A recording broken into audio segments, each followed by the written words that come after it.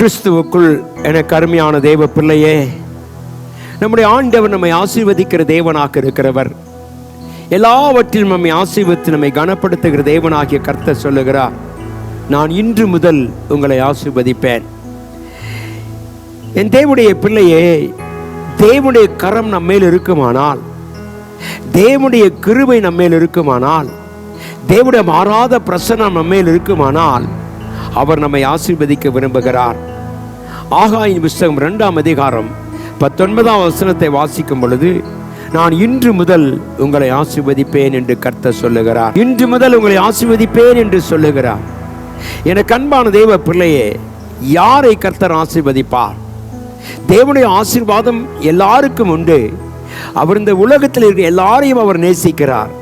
ஆனால் ஆசீர்வதிக்கிற தேவன் சொல்றார், இன்று முதல் நான் உங்களை ஆசீர்வதிப்பேன். யாரை கர்த்தர் ஆசீர்வதிப்பார் என்றால், முதலாவதாய் கர்த்தருக்கு கீழ்ப்படிவுகளை கர்த்தர் ஆசீர்வதிக்கிறார்.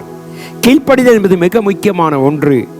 நாம் வாசிப்போமானால் ஆதியாகமத்தின் புஸ்தகம் 22ஆம் அதிகாரம் 18 வாசிக்கும் பொழுது, நீ என் சொல்லுக்கு கீழ்ப்படிந்தபடியினால் உன் சந்ததிக்குள் பூமியில் உள்ள சகல ஜாதிகளும் ஆசீர்வதிக்கப்படும் என்று என் பேரில் ஆணையிட்டேன் என்று கர்த்தர் சொல்லுகிறார். தேவனுடைய பிள்ளையே, ஆபிரகாம் தன் பிள்ளையை பலி செலுத்தும்படியாய் கடந்து போகிறான். ஆண்டவராகிய தேவனை பார்த்து ஆசீர்வதித்து அவனுடைய கீழ்ப்படுதலை கண்டு கர்த்தர் சொல்லுகிறார், நீ என் வார்த்தைக்கு கீழ்ப்படிந்தபடினாலே உன்னை உன் சந்ததிக்குள்ளே உன்னை ஆசீர்வதித்து கனப்படுத்துவேன். எனக்கு அன்பான தேவ பிள்ளையது, ஆபிரகாம் கர்த்தருக்கு கீழ்ப்படிந்தான். எல்லா விதத்திலும் அவரை நேசித்தான். அவர் சொல்லுகிற வார்த்தை அனைத்தையும் கேள்விப்பட்டு அவன் கீழ்ப்படிந்தபடியினாலே கர்த்தர் அவனை ஆசீர்வதிக்க விரும்பினார். எனக்கு அன்பான தேவ பிள்ளை, இந்த காலை வேளையில நாம் தேவனுடைய ஆசீர்வாதத்தை பெற வேண்டுமானால் நாம் கீழ்ப்படிந்தவர்களாக இருக்க வேண்டும். ஆண்டவர் என்ன சொன்னாலும் சரி, கர்த்தாவை நாங்கள் அதை செய்கிறோம் என்றால் கீழ்ப்படிந்துள்ள வாழ்க்கை தான் ஆசீர்வதித்து எங்களை மேன்மைப்படுத்தும். ஆகவேதான் கர்த்தராகிய ஆண்டவர் உபாகமத்தின் புஸ்தகம் 28ஆம் அதிகாரம் 1 முதல் 14 வரைக்குமாய் அவர் அநேக ஆசீர்வாதங்களை குறித்து கர்த்தர் சொல்லுகிறார். எனக்கு அன்பான தேவ பிள்ளை, இன்றைக்கு நம்முடைய வாழ்க்கையில கீழ்ப்படிதல் இருக்கிறதா? கர்த்தருக்கு பயப்படுகிற பயம் இருக்க வேண்டும் என்று கர்த்தர் சொல்லுகிறார். தேவனுக்கு நீ பயப்படுவாயானால் உன்னை கர்த்தர் ஆசீர்வதிக்கிறவர். ஹல்லேலூயா. யோசுவாவின் புஸ்தகம் 13ஆம் அதிகாரத்தில் 18-19 வாசிக்கும் பொழுது, தேவனுக்கு பயப்படுகிறவனை கர்த்தர் ஆசீர்வதிக்கிறார். நீ கர்த்தருக்கு கீழ்ப்படிந்தால் உனக்கு ஒரு ஆசீர்வாதம் உண்டு.